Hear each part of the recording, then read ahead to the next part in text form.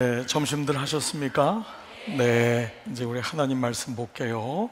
사도행전 15장 12절부터 21절까지요.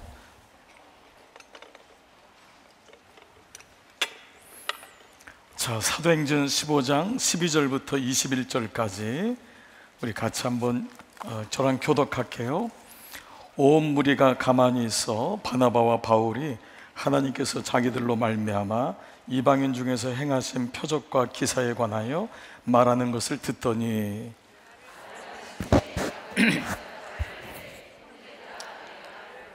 하나님이 처음으로 이방인 중에서 자기 이름을 위할 백성을 취하시려고 그들을 돌보신 것을 시므온이 말하였으니, 이후에 내가 돌아와서 다윗의 무너진 장막을 다시 지으며 또 그 허물어진 것을 다시 지어 일으키리니,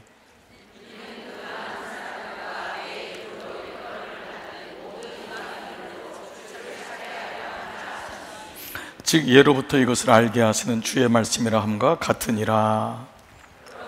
이렇게 누가 있어요? 다만 우상의 더러운 것과 음행과 목매어 죽인 것과 피를 멀리하라고 편지하는 것이 옳으니, 다 같이요. 이는 예로부터 각 성에서 모세를 전하는 자가 있어 안식일마다 회당에서 그 글을 읽음이라 하더라. 아멘, 아멘. 자, 한번 같이 한번 아멘 할까요? 할렐루야. 반갑습니다. 양옆에 우리 좌우로 앞뒤로 힘내세요. 자, 한번 인사합시다. 힘내세요. 네, 오늘 이제 오후 시간은 우리 리더들과 함께 어떻게 하면 가정 공동체를 제대로 살릴 수 있을까? 이게 하나님이 우리에게 주신 사명이잖아요.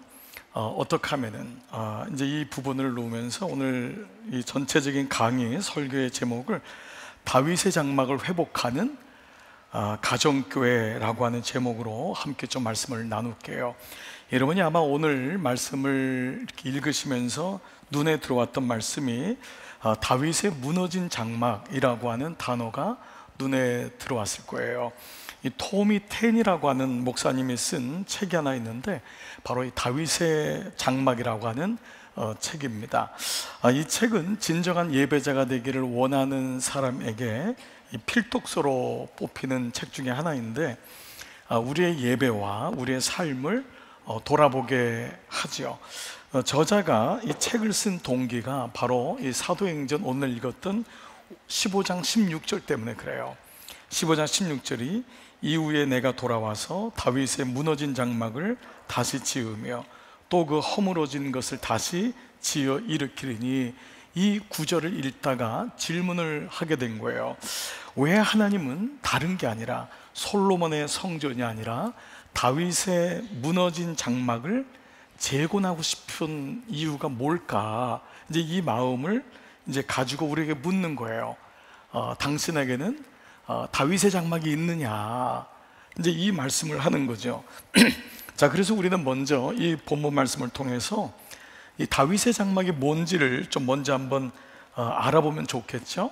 사도행전 15장의 이 말씀은 그 야고보가 그 의장으로 있는 예루살렘 공의회에서 그 초대교회의 아주 중요한 회의에서 이방인들에게 복음을 전해야 되냐, 이방인들이 그래도 갑자기 왔는데 할례라도 받아야 되지 않냐, 그들도 율법을 좀 지켜야 되지 않냐 라고 하는 이제 그 회의가 있었는데, 그때 이 야고보 사도가 다윗의 장막이라는 단어를 써요. 근데 이 다윗의 장막이 이 야고보가 처음 쓴 단어가 아니라 아모스 9장 11절에 이 말씀이 이미 나와요. 그러니까 이 아모스는 다윗보다 300년 후의 사람이거든요. 근데 그 아모스가 이제 나라가 무너져 갈 때 뭐라고 얘기하냐면, 이 나라가 이스라엘이 무너진 게 경제력 때문이 아니다, 이 나라가 무너진 게 정치를 잘못해서가 아니라 예배에 실패했다 라는 것을 이제 얘기하는 거예요. 그래서 이제 아모스가 이 이사야 선지자랑 거기 동시대거든요. 그러니까 그때 뭐라고 하냐면 아모스 9장 11절, 그날에 내가 다윗의 무너진 장막을 일으키고 그것들의 틈을 막으며 그 허물어진 것을 일으켜서 옛적과 같이 세우겠다. 그러니까 이 그날이 온다. 그래서 이 말씀은 사실 여러분이 구속사적으로도 그날은 장차 오실 예수 그리스도의 날에 완성될 예배를 의미하는 건데, 아모스는 사실 그것을 말씀으로는 알지만은 당시에는 이스라엘에 무너진 이 백성들이 언제 회복되냐면 그 날이 온다. 그 날에 내가 다윗의 장막에 무너진 장막을 일으킬 거다, 틈을 메꿀 거다 라고 하는 말씀을 주시는 거예요. 자, 그러면 먼저 좀 다윗의 장막이 뭔지를 한번 좀 나눠볼게요. 이 다윗의 장막은 말 그대로 다윗에 의해서 세워진 장막이겠죠. 그러니까 사사의 마지막 이제 사사 시대가 이제 이루어지고, 사사 시대가 끝나면서 사울이라는 사람이 초대 왕이 되잖아요. 근데 그 사사의 마지막이 누구냐면 사무엘입니다. 여러분, 사무엘이 마지막 사사인 거예요. 1대 사사가 여호수아잖아요. 가나안 땅에 들어가면서 사사 시대가 시작된 거예요. 그러면서 마지막에 다 하나님 말씀을 잊어버리고 신명기의 언약을 새카맣게 잊어버린 거예요. 그리고 거기 가서 신당 산당 세우고 음란하고 무너질 때 마지막에 세운 사사가 사무엘인데, 사무엘의 스승이 엘리라고 하는 사람 여러분 아시죠? 그래서 엘리 제사장하고 사무엘이 어릴 때 같이 있었는데 사무엘만 하나님의 음성을 듣잖아요. 엘리는 나이가 들었고 비도 나고 그가 영적으로 그만큼 무너졌다는 거죠. 그때 블레셋의 전쟁이 들어올 때 이 엘리 제사장의 아들인 홈니와 비나스가 언약궤를 가지고 나가는 실수를 합니다. 그러니까 자기들은 전혀 성결하지 않는데 언약궤를 가지고 나가면은 이길 거 아닌가, 그러니까 마치 부적을 같이 다닌다고 하는 그런 마음을 가지고 언약궤를 가지고 나갔다가 언약궤를 잃어버려요. 이방인에 뺏기게 되는 거예요. 그러면서 이제 오랫동안 방치가 돼요.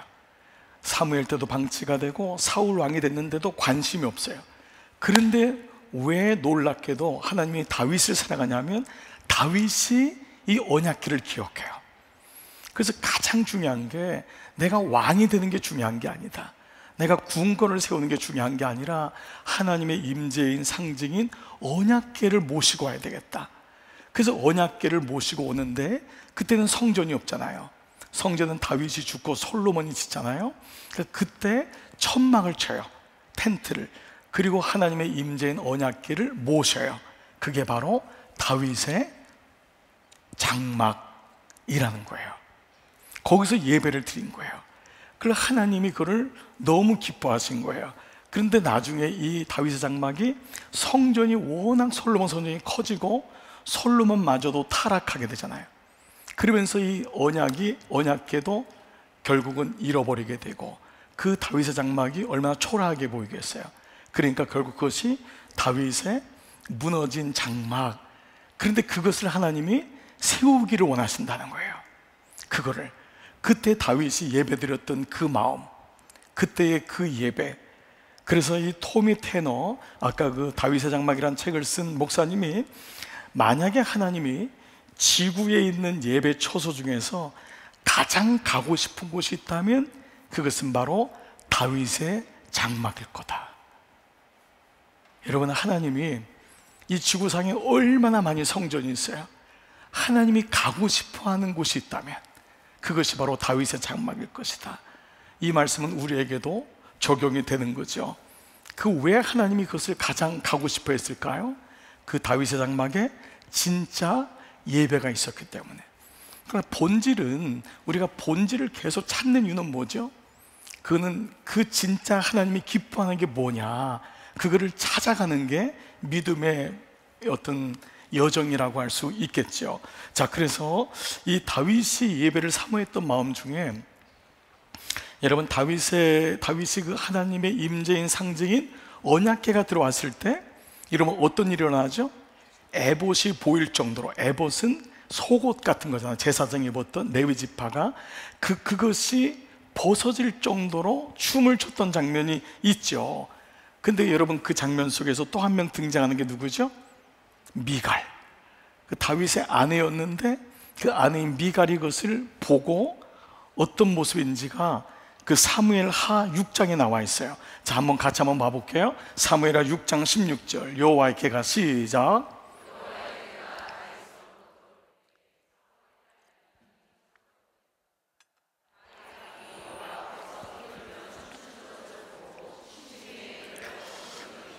이게 참 기가 막힌 말씀이에요. 미가는 아내인데 남편이 은혜를 받아가지고 기뻐하는 것을 이해를 못하는 거예요. 그러면서 그 속에 있었던 생각이 드러나죠. 천한 신분이 어디 가겠냐? 나는 공주고 너는 목동 출신인데 네 집안이 어떤 걸 내가 알겠다. 정말 뭐 이런 거 아니에요? 그랬더니 이 20절에 보니까 이제 다윗이 너무 기뻐서 하나님의 임재인 언약궤가 들어오니까 다윗이 자기의 가족에게 축복하러 돌아오매. 이게 다윗의 마음인 거예요. 그랬더니 사울의 딸 미갈이 나와서 다윗을 맞으며 이르되 이스라엘 왕이 오늘 어떻게 영화로우신지 방탕한 자가 염치 없이 자기의 몸을 드러내는 것처럼 오늘 그의 신복의 계집종의 눈앞에서 몸을 드러내셨도다. 이게 미갈의 영적인 수준인 거예요. 그러니까 하나님이 너무 가슴 아픈 거예요. 다윗도 너무 가슴 아프고. 그러니까 영적인 공동체를 이룬다는 게 얼마나 다윗은 소중한지를 알고 있었고 그의 아내와 함께 예배드리기를 원했지만 그리고 돌아왔던 반응은 이런 모습이었어요. 자, 6장 21절에 보니까 다윗이 미갈에 이르되 이는 여호와 앞에서 한 것이라. 내가 춤춘 게 나는 하나님 때문에 춤을 춘 거예요. 나는 너무 감사해서 너무 기뻐서 그가 너의 아버지와 그의 온 집을 버리시고 나를 택한 이유가 있는 게 나는 하나님 앞에서 그분이 나를 택했다는 거예요. 그러니까 나를 여호와의 백성 이스라엘의 주권자라고 삼으셨으니 그것 때문에 내가 여호와 앞에서 뛰놀리라. 그러니까 이건 거예요. 이게 다윗의 마음에 있는 거예요. 우리가 가장 본질적으로 잊으면 안 되는 게 내가 지금 있는 집이 내 모습이 아니잖아요. 내가 타고 다니는 차가 내가 아니라고요. 내 자식이나 내 남편의 직위가 포지션이 내가 아니에요. 여호와 앞에서 하나님 앞에서 내가 어떤 자인지를 날마다 인식할 수 있다면 그 사람이야말로 이 성경에서 다윗은 왕이었는데도 내가 여호와 앞에서 뛰던 것이다. 어떻게 당신이 이것을 이해를 못하느냐? 그러니까 하나님이 다윗을 사랑했던 이유는 다윗에는 늘 하나님이 인식이 되는 거예요. 인지가 되는 거예요. 내가 어떤 존재임을, 하나님이 나를 구원하셨지, 하나님이 나를 도와주셨지. 제게 이 한 해를 시작하면서 감사라고 하는 단어와 믿음이라고 하는 이 두 단어가 저에게는 굉장히 화두로 다가왔어요. 그러니까 감사해야만이 믿음이 낳고, 감사가 믿음을 낳고, 그럼 믿음이 역사를 이루는 거잖아요. 그러니까 감사는 자기의 삶을 갈무리하는 너무 중요한 단어인데, 사실 저도 목사니까 얼마나 감사를 많이 얘기하고 저 스스로도 돌아보고 교우들에게 죄송하지만 요구도 하고 감사해야 됩니다 라고 하지만, 저는 제가 지난 인생 속에서 내가 진짜 감사하는 게 아니었구나. 이게 감사로 예배를 드린다는 말은 모든 예배 시작이 감사인데 이걸 잊어버릴 때가 많잖아요. 제가 오래전인데 섬기던 교회에서 소록도에 있는 장로님들 연합 찬양대를 초청을 했어요. 그분들이 이제 이렇게 순회하시면서 은혜를 나누시는데 정말 어렵더라고요. 다 선글라스를 쓰셨고 마스크를 쓰셨는데 올라와서 이걸 다 벗으시는 거예요. 근데 그 순간 정막이 흘렀어요. 너무 그걸 어떻게 표현을 얘기를 못 하겠는 거예요. 얼굴은 다 이미 들어가 계셨고 입술은 다 뒤틀렸고 어떤 분은 코가 없으셨고 한센병에 다 걸리신 분들이었어요. 근데 그분들의 찬양이 뭐냐면 429장, 그것은 뭐냐면 주신복을 세워보아라. 주신복을 세워봐라.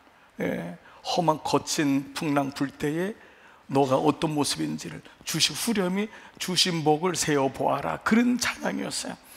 그때 막 감당할 수가 없이 막 감동이 일어났어요. 그분들의 표정 때문이었어요. 그분들은 그런데도 너무 어린아이 같은 모습으로 찬양하면서 내게 주신 복을 헤아려 보아라, 찾아보아라. 처음에는 저게 정말 복일까? 근데 가만 생각하니까 내가 만약에 한센병에 걸렸다면, 나는 정말 저런 감사를 할 수 있었을까? 그 마음이 막 밀려오기 시작하면서 내가 그동안 가졌던 감사는 조건적인 감사였구나. 내가 이렇게 해주시니까, 내가 이만한 위치에 있고 이만하게 사니까 감사하고, 애들이 이만큼 크니까 감사하고, 이게 아니었다는 거예요. 여러분, 저는 자녀가 장애를 가지고 있는 가정들을 많이 알고 있고, 또 이런 경우들이 얼마나 힘든지를 알고 있습니다. 그 부모들을 볼 때마다 정말 존경스럽고 제 짧은 말로 위로하기가 어려울 때가 많습니다. 그런데 그분들의 모습 보면서 또 제 자신이 얼마나 그 감사가 조건적인지를 보게 되는 거예요. 여호와 앞에서란 단어가 늘 제 마음에 걸렸던 거예요. 오늘 여러분 이 말씀에서 본다면 이 다윗은 왕이었지만 진짜 왕의 늘이 있었다는 거예요. 늘 이만큼 누리지만은 이게 내가 아니라는 걸, 하나님의 은혜라는 것을 늘 잊지 않아요. 그 교만하지 않은 거예요. 왕이었는데도 진짜 왕이 있다고. 그리고 주님, 저는 전쟁에 나서 승리하는 것보다 하나님께 예배하는 게 너무 좋습니다. 늘 그는 주님을 의식하는 거예요. 여러분, 이걸 가르쳐서 뭐라고 하냐면 바로 예배자라고 하는 거예요. 예배자는 은사를 가지고 하는 것만이 예배자가 아니에요.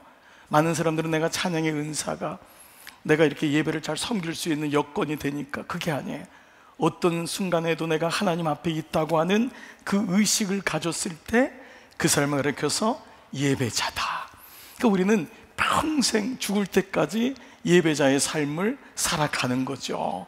자, 이런 의미로 본다면은 이 저드슨 콘월이라고 하는 분이 다윗에 대한 책을 또 하나 썼는데, 춤추는 예배자 다윗이라고 하는 이 대목을 가지고 또 책을 하나 썼어요. 이 저자는 다윗이 붙잡았던 하나님의 이름에 집중해요. 그는 하나님의 어떤 분인지는 늘 기억하는 거예요.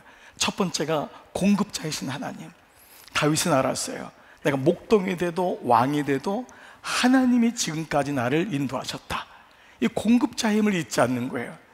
참 이게 얼마나 소중한 거예요. 그러니까 하나님이 다윗을 사랑하지 않을 수가 없는 거예요. 또 그는 하나님이 승리의 깃발이신 하나님, 하나님만이 승리를 주신다, 이걸 잊지 않는 거예요. 거룩하신 하나님, 목자이신 하나님, 나의 의, 나의 기준, 말씀이 되시는 하나님, 그 중에 다윗이 가장 많이 썼던 여호와에 대한 이름 중에 여호와 라파라는 이름을 그는 기록해요. 여호와 라파 뭐냐면 치료하시는 하나님. 그 다윗은 굉장히 열등감도 많았고 오늘날로만 엮이는 가정이에요. 아버지에게 사랑도 못 받고 형제들에게 왕따 당하고 사랑하는 아내한테도 존귀함을 당하지 못했어요. 그런데 그가 여호와 라파라는 이름을 가장 많이 썼던 것은 예배하는 가운데 그의 마음을 만지시는 하나님을 경험했던 거예요. 이게 굉장히 소중한 말 아닙니까? 여러분, 우리가 이렇게 다 많이 모여서 성전에서 가득 예배드리는 이유는 흩어지기 위함인 거예요. 여기서 모여서 끝나는 게 아니에요. 우리가 나무 목장, 나무 공동체를 열매들을 허락하신 것은 이 교회가 만납교회가 아니고 진짜 만납교회는 여기서 흩어지는 거예요. 그래서 교회는 모이는 교회와 동시에 흩어지는 교회라면, 여기서 많은 사람들이 은혜를 받지만 가장 강력한 은혜는 바로 나무 공동체예요. 거기서의 모임과 말씀을 나누고 서로 위로해주고 격려해주고 안아주는 이 다윗의 장막 안에서 이루어진 예배를 통하여 그는 여호와 라파, 치료하시는 하나님을 경험했던 거죠. 여러분 돌아보시면은 여러분이 지금까지 이만큼 예배자로 온 것은 하나님이 여러분을 만져주셨기 때문일 거예요. 치료하지 않고는 결코 있을 수가 없어요. 하나님이 매 순간 만져주시고 위로하시고 안아주시고, 그런 눈물과 콧물이 쏟아지고 애통도 하고, 그런 과정을 통해서 하나님이 이 여호와 라파, 바로 치료하신 하나님을 경험하게 된 거죠. 여러분 어떠세요? 지난 인생 속에 고난이 왔던 것도 돌아보니까 그때는 너무 힘들었지만 고난을 통과하고 나니까 하나님이 그때 만져주심을 경험하잖아요. 치료하시는 거예요. 만져주시는 거예요. 저는 오전에 잠깐 제가 아이 말씀을 드렸지만 그 아이가 선천성 심장병에 걸려서 아이를 안아보질 못했어요. 큰 병원으로 옮기라는 거예요. 그래서 대구 동산병원이, 저는 거기가 심장병 전문인지 몰랐어요. 갔더니 아이들이 바글바글한데 다 파란 애들이에요. 입술도 다 파랗고 거기 다 모여 있는 거예요. 근데 그때 거기 그 소아과의 심장병 과장이 저한테 주소를 적으라고 하는데, 제가 주소를 적었더니 제가 전도사인 줄 알고 있었어요. 전도사님이 주소가 맞냐 그러는 거예요. 당연하지 않, 몇 번을 얘기하는 거예요. 이거 맞냐고. 맞다고 했더니 왜 그러냐 했더니 반수 이상이 아이들을 안 찾아간다는 거예요. 너무 힘드니까. 이 아이가 날지도 모르고 안 날지도 모르고 수술비도 없고 하니까 그럼 어떻게 되냐 했더니 죽는 아이도 있고, 그리고 폐기 처분되고, 죄송해요 아이에 대한 표현이, 그리고 입양이 된대요. 거기서 자생된 난인 아이들은 태국이나 일본 쪽으로 입양이 된다는 거예요. 그래서 제가 그 얘기를 듣고 이제 왔어요. 왔는데 현실은 애는 계속 아픈 거예요. 너무너무 어렵더라고요. 그래서 집사람은 계속 말라가고, 아이는 조금만 찬 공기가 들어오면은 폐렴으로 가고, 계속 3년 동안 병원의 삶이 이루어졌어요. 근데 제가 그때 드리지 말아야 될 기도를 드렸어요. 너무 힘드니까 집사람도 이러다가 죽겠고 저도 목회를 못하겠고, 그래서 하나님 데려가 달라 그랬어요. 이럴 바에는 주질 말지. 시골에서 아이가 병드니까 병신 났다는 거예요. 교회 안 와요. 그럼 무속들이 많으니까 너무 원망스러웠어요. 이러려면은 시골에 보내지나 말지 왜 이런 아이를 줘가지고. 너무 어려워요. 아기를 낳아가지고 안아보는 게 소원이었는데 안아보지도 못했어요. 아기를 안고 배 위에다가 이렇게 한번 위에다 얹어놓고, 아버지들의 로망 아니에요? 배 위에다 얹혀놓고 한번 아이가 웃는 걸 보고 싶은데 3년 동안 웃는 걸 못 봤어요. 아이는 계속 너무 고통스러운 거예요. 아픔에 있는 거예요. 그래서 제가 드렸던 기도가 아버지로 말하지 말아야 될 거를 그냥 데려가 달라고. 그런 와중에 이어졌어요. 그래서 할 수 없이 제가 금식하고 매달리고 그런 와중에 있었는데, 한 번은 일주일을 금식을 했어요. 집사람을 서울로 보내고 일주일을 금식했는데 제 입에서 정말 원하지 않는 말이 튀어나왔어요. 너무 싫은 말이 튀어나온 거예요. 일주일 금식을 끝내고 기도를 마치고 일어나는데 이건 정말 싫은 고백이 나왔어요. 뭐냐면, 하나님 감사합니다. 제가 버리지 않고 기르겠습니다. 이건 내가 정말 싫었던 고백인 거예요. 그 고백을 하는 내가 너무 싫은 거야. 그 고백을 하면서 나도 모르게 막 무너진 거예요. 이 고백을 하는 나도 싫고 너무 힘든 거예요. 그런데 그 순간 하나님이 다시, 그래, 네가 그 마음을 가졌구나. 그러면 내가 너를 도와줄게. 그 마음의 확신이 들기 시작하는 거예요. 여러분, 그때 제가 느낀 게, 저는 그때 제 마음에 하나님에 대한 원망이 치유가 됐어요. 전도사였고 신학교를 나왔지만 나는 하나님과 인격적인 관계가 없었어요. 예배를 인도했지만 주님 앞에서 예배를 인도한 게 아니었어요. 그러니까 사람 보기에. 근데 그때 그 순간 하나님이 제 안에 다시 들어오시는, 그 첫사랑을 회복하는, 그때 제 마음의 불평과 불만과 쓴뿌리들을 하나님이 만져주시는 그 은혜를 경험하게 되는, 그렇습니다. 그래서 이 춤추는 예배자 다윗의 한 대목에 보면은요, 아버지 사랑의 부재에도 형들의 매정함에도 아내 미갈의 경멸에도 다윗은 흔들리지 않는다. 꼭 어린아이 같다. 목자의 보호를 받으며 푸른 초장을 이리저리 노는 어린 양과 같다. 다윗에게 하나님은 그의 전부인 게다. 하나님이 너무 좋은 게다. 근데 그 다음 구절이 뭐냐면, 다윗에게 예배는 의무가 아니라 기쁨이었다. 다윗에게 예배는 의무가 아니래요. 처음에는 우리는 의무로 할 수 있어요. 리더 역할도 내가 감당할 수 있을까? 그리고 목사님들이 나를 믿어주니까 해야지, 의무가 될 수 있어요. 그러나 어느 순간 내가 주님 앞에 엎드리고 기도하면서 예배 가운데 내 마음의 치유함을 받으면서 뭐로 바뀌는 거죠? 기쁨으로. 여러분의 남은 공동체가 기쁨이 되시기를 축복합니다. 여러분들 여기 오늘 있는 리더들이 이 마음을 회복하면은 열매들은 살아나는 거예요. 어머니가 예배의 기쁨을 회복하면은 아이들은요, 주일날 부모님과 함께 교회 갈 때 아버지 엄마가 의무적으로 가는지 기쁨으로 가는지를 안 돼요. 할 수 없이 가는지, 입이 이만큼 나와가지고 가는 건지 정말 막 기쁨으로 가는 건지. 그래서 여러분, 애를 뒤에 태고 갈 때가 제일 조심스럽대요. 여러분 잘 아셔야 돼요. 아이들이 뒤에서 안 보는 것 같은데 다 봐요. 그 애들 주제가가 난 알아요. 다 알아. 모르는 게 아니에요. 엄마 아빠가 예배를 음으로 가는지, 그리고 예배 끝난 다음에 돌아올 때 여러분 절대 부정 얘기하면 안 돼요. 부정적인 얘기.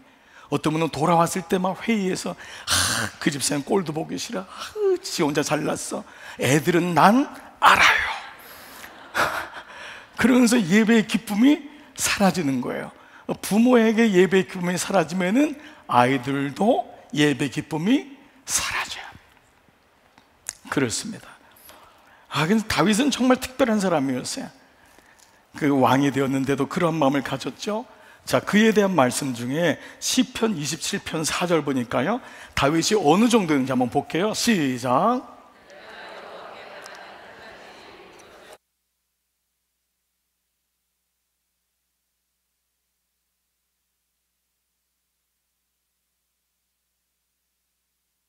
그러니까 이 사람 보세요. 한 가지가 있대요. 내가 그걸 구하는데, 내가 내 생전에 여호와의 집에 거하는 거, 이거 예배 드리는 거예요. 내가 예배 드리고 여호와의 아름다움을 바라보며 그의 성전에서 사모하는 것, 그것이 내가 하나 구하는 것. 그러니까 예배 하나 제대로 드린다는 것, 예배 한 번 제대로, 정말 그 안에서 나는 은혜를 없으면 살 수가 없습니다.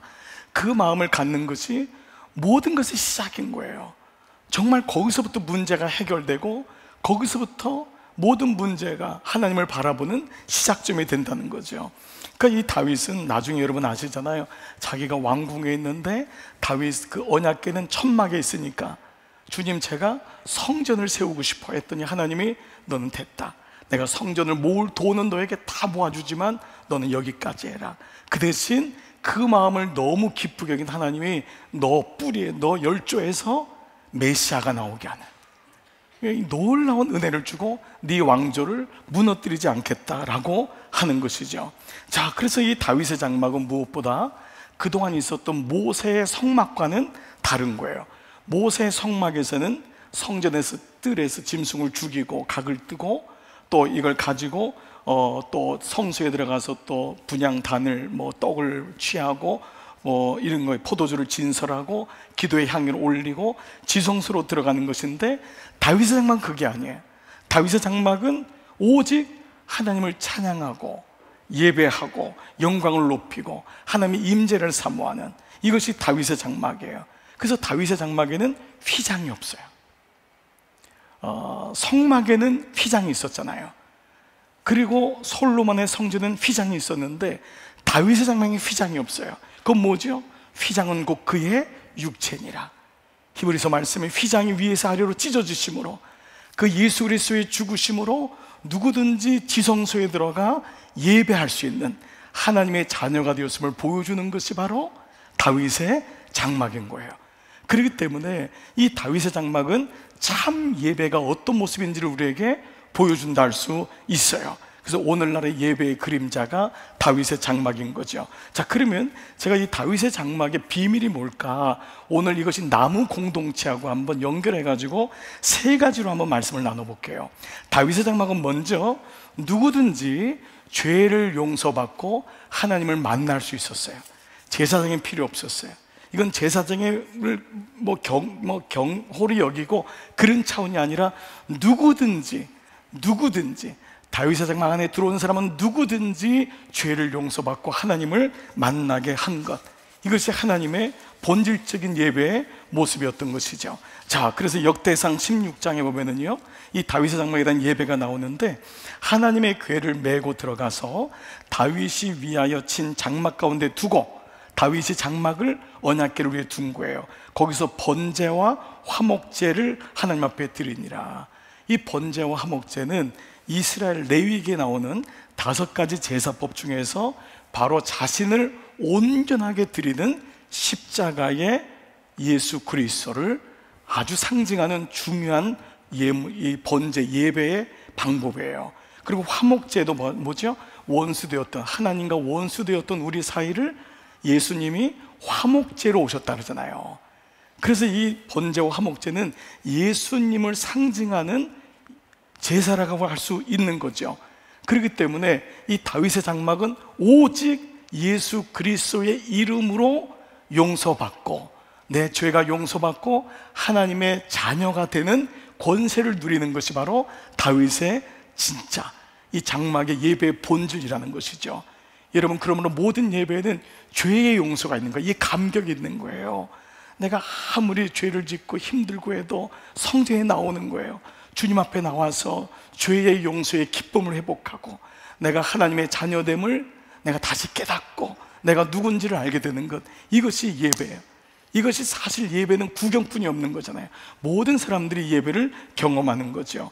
또 장막 예배는, 다윗의 장막은 어땠느냐? 역대상 16장 3절 보니까 또 이스라엘 무리의 물온 남녀하고 매 명에 각 사람에게 떡 한 덩이와 고기 한 촉각과 건포도병 하나씩을 나누어 주었더라. 고기와 떡과 건포도는 가장 좋은 거예요. 가장 좋은 걸 주는데 누구에게? 물온 남녀하고 매 명에게, 각 사람에게. 그러니까 예배의 은혜, 이 다윗의 장막의 은혜는 모든 사람들이 모여서 예배를 드리는 것 같지만 한 분 한 분에게 하나님이 말씀하시고 한 분 한 분이 그 은혜를 경험하는 것을 말씀하고 있어요. 이게 뭐죠? 나무 공동체인 거예요. 우리가 이렇게 많이 모였지만 한 사람 한 사람이, 두세 사람이 내 이름으로 모인 곳에 내가 함께 하느니라.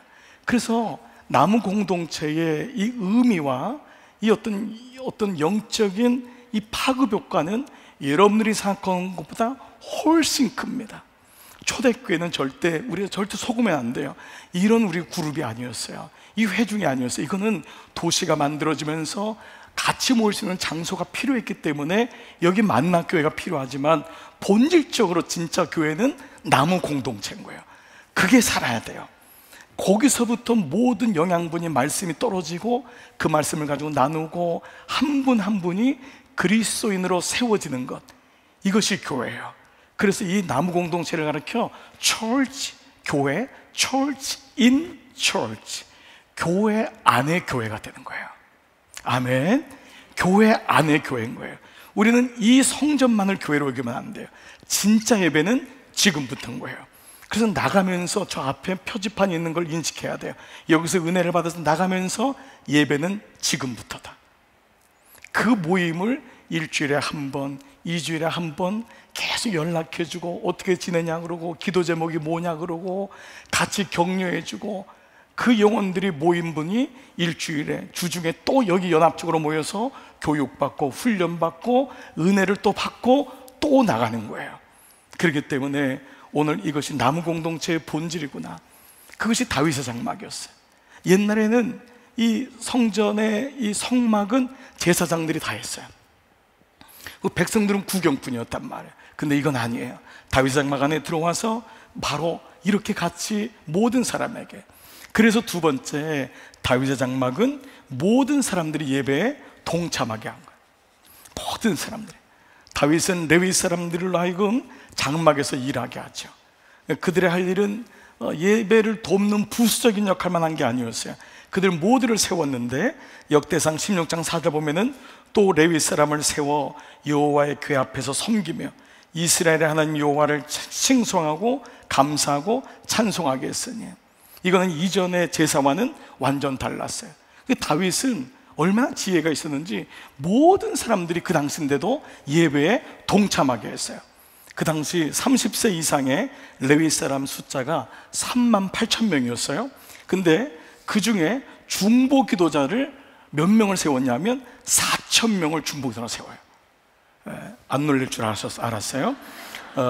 그러면 또 한 번 얘기할게요. 논란을 한번 볼게요. 그 다음에 찬양대를 4,000명을 세워요. 그렇구나. 4,000명을 찬양대로 세우고 중보자가, 그 예배에 완전히 다윗은 몰입되어 있는 거예요. 모든 사람의 구경꾼 내면, 한 명이라도 구경꾼 내면 안 된다. 모든 사람들이 와서 예배에 동참하게, 예배 속에 자기가 들어가게 했던 거예요. 역대상 23장 5절 4천은 문지기요. 이거는 문을 지키는 사람이 아니라 곳곳에서 기도하는 사람이 4,000명이에요. 또 사체는 다윗의 찬송하기 위하여 지은 악기로 여호와를 찬송하는 자라. 여러분 놀랍지 않나요? 그래요. 그러니까 다윗의 장막은 예배의 자유함이 있었던 거예요. 모든 사람들, 그러니까 우리 앞에 서 있는 사람은 여러분의 예배를 좀 더 돕고 그런 것이죠. 그 역할뿐이 없는 거예요. 모든 사람들이 하나가 되어서 이 안에서 하나님의 영광을 바라보고, 어떤 사람은 서서, 어떤 사람은 무릎을 꿇기도 하고, 어떤 사람은 두 손을 들기도 하고, 어떤 사람은 울기도 하고 뛰기도 하고, 그 어떤 영적인 그 어떤 파도가 이 예배 안에 일어났던 거예요. 이런 의미로 본다면 우리 역할은 뭐죠? 우리 나무 공동체 안에 예배를 경험하지 못한 분이 의외로 많아요. 그 사람들을 여러분들이 발견해야 돼요. 그 사람들을 예배로 초청하고, 리더자가 그 사람 옆에 같이 앉아주고, 같이 예배 드릴 때 손을 잡아주고 격려해주고, 이게 참 중요한 거예요. 이 모습이 있을 때 예배에 실패하지 않는 거예요. 의외로 많은 사람들이 다 들어와서 예배를 드리는 것 같지만 그렇지 않은 사람들이 많아요. 그러면 결국 몸은 오지만은 하나님을 만나지 못해요. 그게 목사로서 제일 안타까운 거예요. 아무리 김 목사님도 당연할 거예요. 이렇게 많은 회중이 모여도 목사에게는 은혜 받는 사람이 보이는가 하면 은혜 받지 못하는 그 사람의 눈에 띄어요. 왜 저렇게 말씀에 집중하지 못할까? 왜 저렇게 근심에 있을까?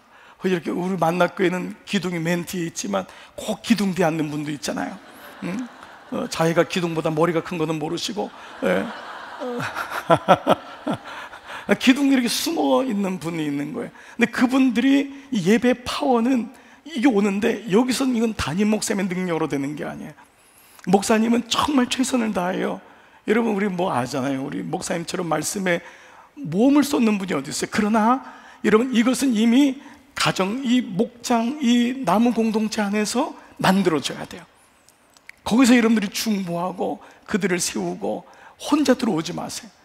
거기서 기다렸다가 같이 들어오고 옆에 앉고, 그러면서 같이 남편들, 옆에 믿음이 약한 사람들, 근데 그 사람들이 예배를 통해 바뀌는 거예요. 구경뿐이 아니라. 어떤 사람은 지켜보는 사람이 있잖아요. 얼마나 말씀을 잘하나 보자, 이 예배는 어떤지 보자. 만나교회를 탐관하기 위해서 오는 분도 적지 않을 거예요. 그러나 그분들이 와서 예배를 통해서 하나님의 임재를 경험한다면 그게 우리 교회의 역할이 아닐까요? 그렇잖아요. 그분들이 들어오게끔, 그랬으면 이게 가능한 거예요. 여러분들은 이런 의미로 본다면 내가 먼저 예배자가 되어야 돼. 내가 먼저 주님의 은혜를 깊이 경험하고, 내가 눈물을 경험하고, 예배의 감격을 경험하고, 그때 이게 흘러가는 거예요. 나로부터 믿음이 흘러. 그래서 리더가 한 사람이 너무너무 소중해요. 제가 근간에 몇 달 전에 분리수거를 하러 나갔어요. 여러분 아시죠? 분리수거 하면은 이게 참 어려워요. 남자분들 같은 경우 참 어머니들은 꼼꼼하게 하는데, 물론 여자분들 중에도 이렇게 집어 던지는 분들도 있더라고요. 어려워요. 근데 제가 갈 때마다 놀라운 게 있더라고요. 거기에요, 관리인 아저씨가 있냐 없냐에 따라 달라져요. 거기 그 한 분 때문에 모든 아파트의 질서가 잡혀. 그분이 딱 있으면은 벌써 사람들은 눈치를 봐요. 게다가 이러면은 달라져. 근데 이분이 없으면은 완전히 죄송해요, 개판이야. 여러분 뭐 아파트 수준 얘기할 거 없어요. 이게 사람의 본질이에요. 저도 그날 갔는데 아저씨가 있는 거예요. 제가 조신하려고 이제 이렇게 하려고 하는데, 그때 그 우리 세 가족 중에 한 분이 같은데 뒤에서 목사님 그러는 거예요. 그땐 좀 모르고 갔으면 되는데. 그래서 제가 그날 이 분리수거를 어떻게 했을까요? 너무너무 잘했어요. 정성을 다해 잘했어요. 그랬더니 또 관리인 아저씨가 그러는 거예요. 아니 목사님이세요? 그러는 거예요. 저는 끝났어요. 이제는 분리수거할 때마다 얼마나 잘하는지 몰라요. 이미 다 알고 있어요. 여러분 뭐예요? 한 사람이 중요하고, 들키고 나니까, 내 예배의 실력이 들키고 나니까, 내가 이 예배를 드렸지만 사실은 다른 사람 이목 때문에 그랬구나. 요즘은 관리인 아저씨가 없어도 잘해요. 너무 잘해요. 그래서 여러분 요번에 우리 야탑에서 우리 불났을 때도 여러분 저도 굉장히 감동받았는데, 거기 젊은 관리인 하나가 그 사람이 먼저 나가지 않고 밑에 지하에 있는 수영장에 있는 아이들을 다 데리고 기계실로 데려가서 인명피해 하나 없이, 여러분 우리가 세월호 했을 때 가장 가슴 아팠던 게 뭐예요? 선장이 먼저 떠났잖아요. 그래서 우리가 소방수들에 대한 그 표어 중에 first in, last out. first in, 제일 먼저 들어가고 맨 나중에 나오는 거예요. 이게 영적 압인 거예요. 영적 압인 거예요. 여러분, 이게 우리인 거예요. 근데 이게 우리한테 유익이 있는 거예요. 영적인 압이는 first in, last out. 그 마음을 가지고 있으면 여러분들 나무 공동체마다 정말 열매들이 세워져 나가는 거예요. 우리도 연약했고 힘들었는데 여러분 한 사람 때문에 그 영혼이 세워져 가는, 정말 그런 의미로 본다면 우리 만나교회는 모인 이것이 아니라 이제는 아는 거예요. 흩어진 그 목장, 우리 그 나무 공동체가 우리 교회구나. 여기 파워가 있는 거예요. 여러분, 우리 만나교회 성전에 다 들어올 수도 없잖아요. 그분들이 진짜 예배가 되는 거예요. 거기서부터 가정교회가 되는 것, 이게 진짜고, 여러분들이 거기 목회자로 부름받은 거예요. 이런 의미로 본다면 모든 사람들이 예배에 동참하게 한다는 건 모든 사람들이 은혜를 경험하게 하고 주님을 만나게 하대요. 한 사람이, 여러분 그 사람을 보고 그 사람의 지위나 그 사람의 사는 걸 보고 그냥 인식하면 안 돼요. 그거랑 예배는 달라요. 우리는 너무 많이 속아요. 아니, 그분이 그 정도 위치에 있으니까 그분은 잘 믿는 거지. 그렇지 않아요. 모든 사람들이 예배 안에 들어와서 주님을 만나야 돼요. 그러기 위해서는 여러분들이 그 역할을 감당해 줘야 돼요. 여러분들이 섬겨주고 도와주고 그 역할을 감당할 때 그분들이 결국은 주님을 만나게 되는 거예요. 한 영혼이 너무도 귀하다. 저는 처음에 시작했던 목회가 말씀드린 대로 너무 시골이었고 400년 동안 교회가 없었어요. 동네 할머니들이 오셨는데 그분들은 예수를 알고 간 게 아니라 서울에서 젊은 내외가 왔다는데 불쌍해서 온 분들이었어요. 불쌍해서. 그리고 와가지고 장사 잘 되냐고 묻는 거예요. 손님들은 있냐고. 그분들이 처음 시작해서 이름도 없어요. 김천댁, 양각댁, 무슨 수원댁, 뭐 이런 동네 태어났던 이름을 가지고 있는 분들이에요. 어느 날 제가 설교는 다 해야 되니까, 여러분 예수님이 여러분들에서 돌아가셨습니다. 여러분이 그런 좋은 귀중한 존재입니다. 계속 얘기를 했어요. 근데 이분들이 모일 때마다 이렇게 몇 명씩 모여가지고 웅성웅성 그러는 거예요. 나중에 왔는데 조그만 봉투를 가지고 왔어요. 왜 그러냐 했더니 자꾸 누가 죽었다고 하는데 부조를 해야 될 것 같다는. 그러니까 우리가 부조를 안 하니까 전사님이 계속 얘기하는 거 아니냐. 그러니까 우리가 줄 테니까 이제 그 누군가 죽었다고 얘기하지 말라고. 여러분 그런 데가 있어요. 근데 거기서 세례를 받고 거기서 집사가 되고, 여러분은 주변에 있는 사람이 세례 받을 때 정말 감격하고 기뻐했던 적이 있어요? 너무 대면하지 않아요? 우리 도시에, 저도 도시에 있지만 도시교회의 제일 약점이 뭐예요? 은혜에 대한 감격이 사라진 거 아니에요? 다 그런 줄 알고 유튜브 들으면 된다 그러고 얼마나 분당에만 해도 좋은 교회들이 많아요. 우리 그렇게 생각할 때가 있잖아요. 나는 정말 예배에 들어가고 있어요. 내 남편은 예배의 은혜를 경험하고 있어요. 세례 받음의 기쁨을 경험하고 있어요. 그 마음을 내가 가지고 있냔 말이에요. 그럴 때 영적 전쟁까지 나가는 거예요. 그 경험에서부터 리더들은 영적 전쟁을 알아야 돼요. 내 열매들이 지금 은혜를 못 받고 있는 방해가 무엇인지, 이분이 왜 영적으로 점프하지 못하고 있는 게 무엇인가, 왜 이 사람이 기도에 막혀 있는 것인가, 왜 이 사람이 왜 이렇게 환경적으로 어려운 건가, 왜 이렇게 자녀에게 매달려가지고 나오질 못하는가. 영적인 전쟁의 눈을 알려면 먼저 내가 예배에 깊이 들어가고 다윗의 마음을 가져야지만이 내게 허락한 영혼들의 형편이 보이기 시작하고, 그걸 놓고 같이 나무 공동체에서 중보기도를 하고, 이게 얼마나 소중한 거예요. 우리 아마 만나교회도 중보기도회가 참 잘 아실 거예요. 그 중보기도 전체로 기도하고, 또 우리 나무 공동체마다 기도하면서 예배가 생명이다, 그 예배에서 죄 용서의 확신을 받고 그런 경험을 하고, 이 마음을 가질 때 놀랍게도 거기서 무너지고 항복하는 역사가 일어날 줄 믿습니다. 우리 송년주일에 제가 아파서 설교를 못했는데 우리 부목사님 한 분이 우리 나무 공동체에서 올라온 사연 중에 양해를 얻고 얘기했는데, 한 형제인데 너무 오랫동안 도박, 주식, 여기 메워가지고 처음에 작게 시작해서 한 번 할 때마다 몇 천만 원, 1억 계속 가는데 못하는 거예요. 떼지를 못하는 거예요. 그러다가 목장 공동체에서 이 사랑을 경험한 거예요. 아빠들이 가고 부부 모임에서 나도 해봤는데 이러면 안 된다. 그래서 한 사람은 거기에 영동교를 걸었다 해서 자기 이름이 영동교예요. 그 주식 때문에 돈을 다 잃어가지고 영동교로 가가지고 죽으려고 영동교를 갔는데 그날따라 너무 추워가지고 못 죽었대요. 그래서 그때부터 그 이름이 영동교 집사님인데, 그분이 가서 나도 죽으려고 그랬다.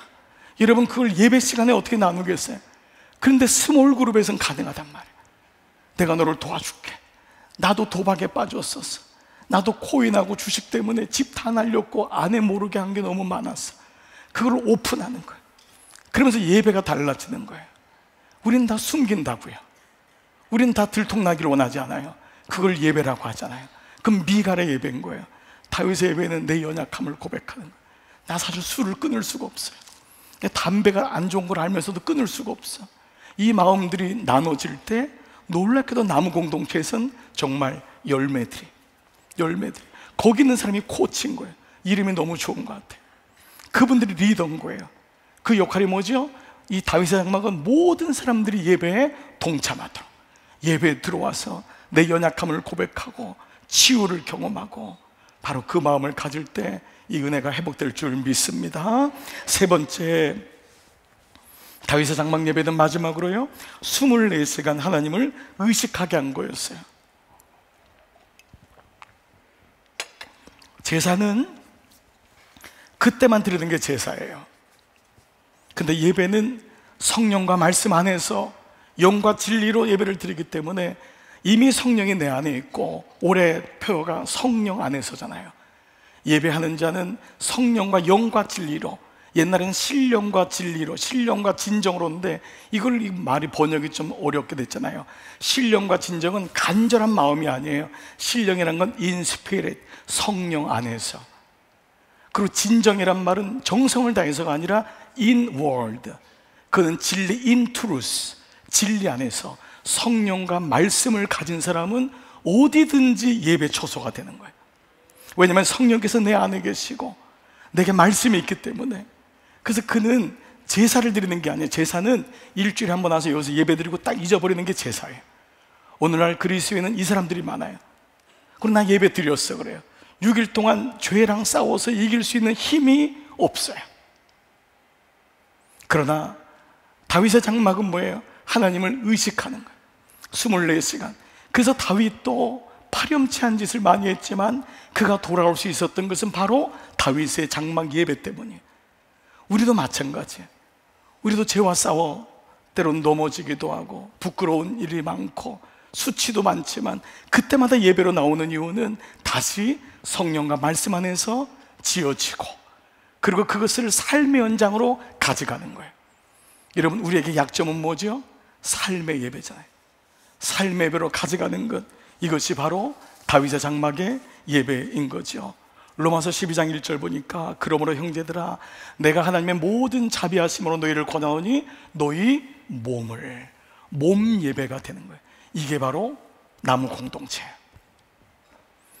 삶의 공동체. 그래서 삶을 나누는 거예요. 담임 목사님의 말씀을 가지고 삶을 비추어 보고 몸의 예배가 가능한 것만이 이것이 나무 공동체예요. 그래서 나무 공동체는요, 여러분이 목사님이 많이 여러분들께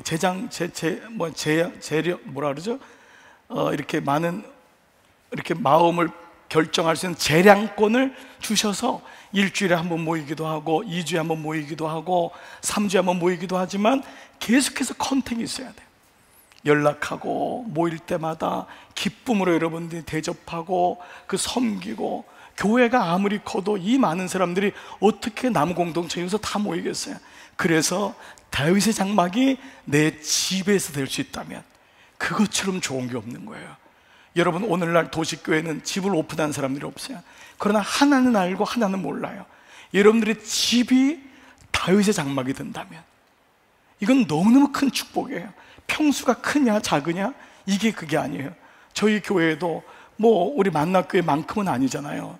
그렇지만은 본질적인 부분으로 보면은 집을 오픈하는 것을 계속적으로 요청을 드리고 한번 가능한지를 말씀을 드려요. 근데 어느 가정은 집을 옮겼는데 너무 작은 집이에요. 그런데 목자와 마음을 모으고 우리 축복해 주세요. 사진을 올렸는데요, 서서 예배를 드리는 사진을 올렸어요. 10명이 들어왔는데 다 앉을 수가 없는 거예요. 서서 예배를 드렸는데 목원들이 다 같이 너무 은혜를 받았대요. 너무. 그러면서 돌아와서 자기 집은 50평인데 우리 집은 다윗의 장막인가? 이게 의문이 들더래요. 우리 집에는 내 남편도 권사고 장로인데 예배가 없었다는 거예요.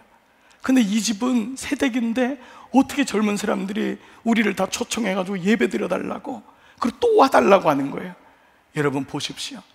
다윗의 장막은 몸으로 드려지는 거예요. 여러분들의 가정이 오픈되고 거기서 식사를 제공해주고, 우린 너무 편리한 곳에서 멈춰 있어요. 불편을 참지를 못해요. 청소해야 된다고 생각해요. 식사 대접한다고 생각해요. 그러나 그 위에 주시는 하나님의 은혜를 경험 못해요. 우리 초창기 만났교회도 가정에서 시작했던 거예요. 작은 데서 우리 모두가. 근데 여러분이 그 집이 다윗의 장막인가? 저는 사실 이번 주에 저희 교회 설교가 본문이 좀 비슷한 설교가 있어서 나의 집은 아간의 장막인가? 다윗의 장막인가? 좀 충격적이지만은 이 두 가지 단어를 제시했어요.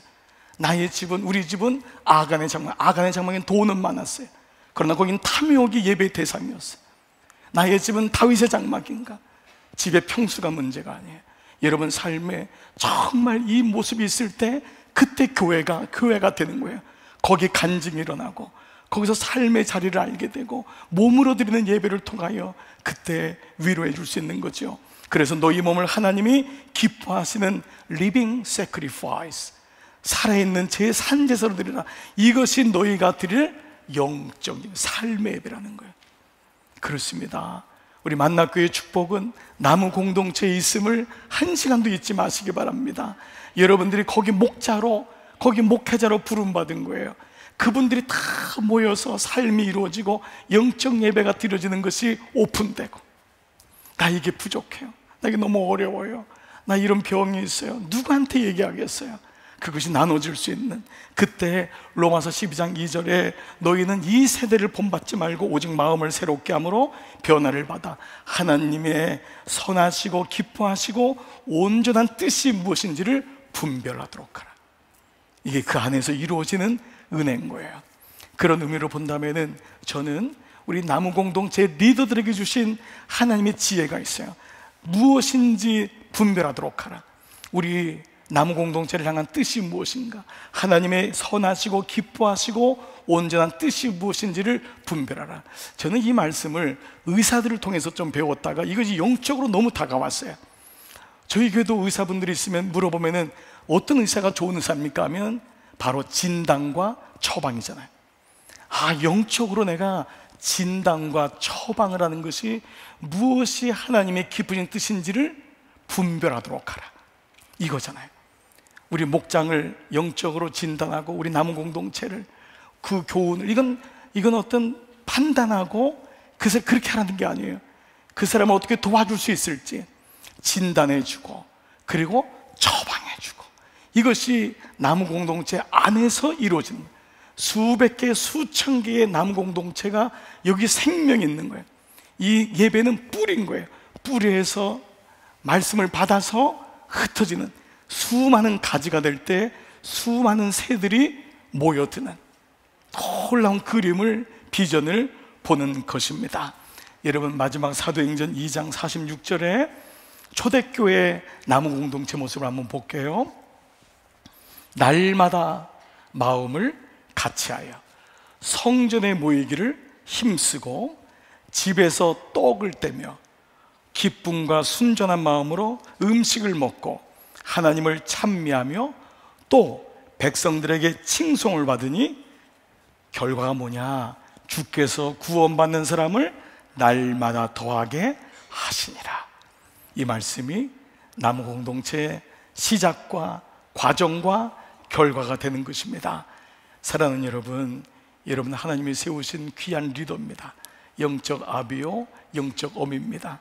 하나님이 다윗의 장막에 가장 가고 싶어 했다면 여러분의 나무 공동체에 나는 가고 싶다. 거기 예배가 이루어지는구나.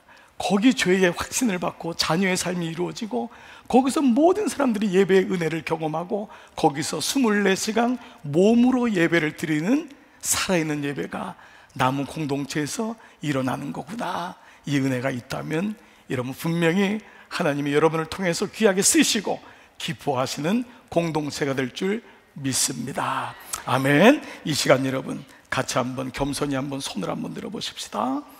그리고 이 시간 여러분의 맡긴 영혼들을 한번 기억해 보십시다. 그리고 그 영혼들을 위해서 이 시간 한번 기도하기를 원하는데, 주님, 제가 이 영혼들이 살아내기를 원하고 이 영혼들을 돕기를 원하고 섬기기를 원합니다. 우리 나무 공동체를 살려주세요. 열매가 맺히게 해주세요. 주님 도와주세요. 무엇보다 다윗의 장막으로 세워주시옵소서. 우리 함께 이 시간 먼저 우리 마음을 열고 합심해서 기도하겠습니다. 살아계신 아버지 감사합니다. 귀한 사랑하는 주님의 제단입니다. 하나님, 한국교회를 끌어가고 이 지역을 하나님께서 인도하기 위해 세우시고, 이렇게 귀한 목사님, 귀한 종들을 불러 모으시고 하나님 여기에 다윗의 장막을 세워주심을 감사합니다. 하나님, 우리 다윗의 장막이 세워지고 이 안에 놀라운 은혜가 있기를 원합니다. 주님 도와주세요. 주님 붙잡아 주세요. 주님의 은총을 인도해 주시기를 원하고 기도합니다.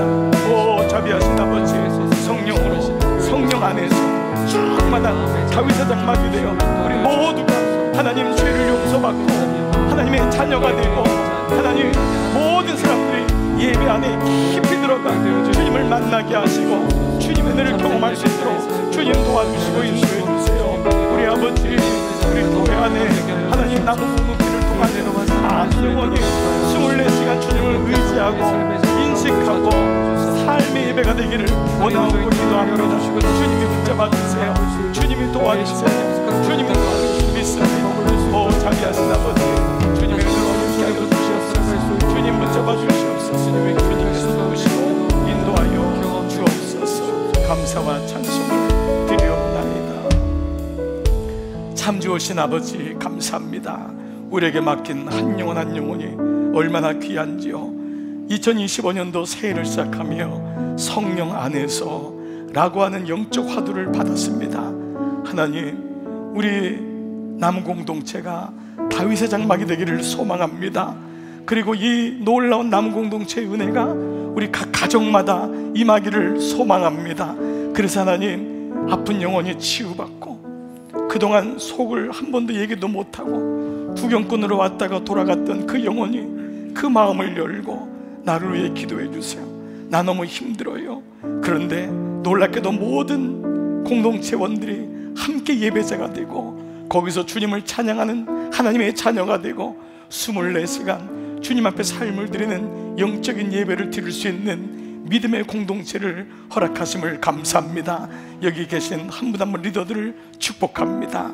그리고 의무가 아니라 기쁨이 되게 하여 주시옵소서. 우리 만나교회를 마음껏 축복하셔서 지금까지도 영광 받으셨지만 앞으로 더 귀하게 주님 쓰시고 영광 받으시기를 원합니다. 우리 사랑하는 목사님 강건함으로 붙잡아 주시고 하나님의 지혜를 하나님 날마다 성령과 동행하시는 놀라운 은혜가 더 깊어지게 하시고, 목사님 사모님과 여러 교역자들 여러 재직들이 한 몸이 되어 리더들이 한 몸이 되어 이 나라를 살리는 귀한 재단으로 축복하여 주시옵소서. 감사하옵고 예수님의 이름으로 축복하며 기도드리옵나이다. 아멘. 네. 고맙습니다. 땡큐, 고맙습니다. 아유, 그 친구를 보면 사람을 안다고 내가 돋보이는 것 같아, 그죠? 아, 우리 귀한 목사님 친구인 게 너무 감사하고 자랑스럽고, 또 우리 교인들을 위해서 이렇게 좋은 말씀 전해주신 것 너무 감사한 마음이 있습니다. 제가 이렇게 말씀을 들으면서 저에게 도전이 되는 것을 여러분들에게 좀 나누면 좋겠다 하는 생각이 있는데, 아, 그렇구나, 우리의 가정이 다윗의 장막이 되는 게 큰 축복이구나. 그래서 올 한 해 우리 리더를 중심으로 우리 그 나무 공동체의 가정들을 다윗의 장막으로 만드는 그런 캠페인 운동들을 한번 해봅시다. 우리 만나교회는 남들이 안 된다는 거 잘 하잖아요. 세상은 이렇게 거꾸로 가는데 우리는 다시 우리를 부르신 다윗의 장막을 만들어가는 일을 우리 리더들이 한번 올 한 해 그런 영적 캠페인으로 삼으면 좋겠다. 우리의 가정들을 다윗의 장막이 되게 하는 그런 캠페인 괜찮아요? 우리 한번 해봅시다. 이 목소리 가지고 안 될 것 같은데 해봅시다. 네, 여러분들이 이 캠페인을 잘 할 수 있도록 하나님이 미리 예비해 주셨다는 생각이 드는데 이번 주일날 설교 시간에 여러분들에게 조그만 카드를 하나 나눠드릴 거예요. 제 설교문에 이렇게 되어 있어요. 이 카드를 가지고 우리가 성령 안에서라고 하는 주제를 가지고 말씀을 나누는데 한 주 동안 모든 나무 공동체에서 제가 이 카드에 뭘 주냐면 성경 말씀과 성령 안에서 거한다고 하는 차이에 대해서 글을 제가 좀 넣어드렸어요. 이걸 가지고 여러분 나눔을 가지십시오. 이게 제 설교 중에 나오는 내용입니다. 이번 주말 설교부터. 근데 하나님께서 그걸 가지고 여러분들의 가정을 다윗의 장막으로 만들라 하나님께서 이렇게 예비해 주시는 것 같다는 생각이 들어요. 그리고 제가 몇 년 가도 나무 공동체에서 이거 나누라 이런 거 주는 적 없잖아요. 그죠? 그렇다 그래요. 맞아, 그죠? 근데 이번 주일 설교에 여러분들 나무 공동체에서 나눌 이야기들을 제가 카드로 만들어 드립니다. 한번 해봅시다. 우리 한번 우리의 가정을 복된 다윗의 장막으로 만드는 2025년 성령 안에서 승리하는 여러분들이 되시기를 간절히 소원합니다. 우리 김영선 목사님이 또 할 얘기가 있는 것 같아요. 근데 저는 우리 목사님하고 갈 테니까 다시 한번 우리 목사님이 몸이 많이 힘들어요. 사실은 여기 와서 설교하는 게 기적 같은 일입니다. 목회를 못할 상황에서 목회를 내려놨던 상황에서 하나님이 지금 이게 세워주셔서 이 설교하는 것 자체가 목사님의 삶의 간증이 되는 지금 삶을 살고 계세요. 우리 목사님 우리 강남중앙교회에서 또 잘 승리하고 사역 감당할 수 있도록 다시 한번 큰 박수로 축복하겠습니다. 네.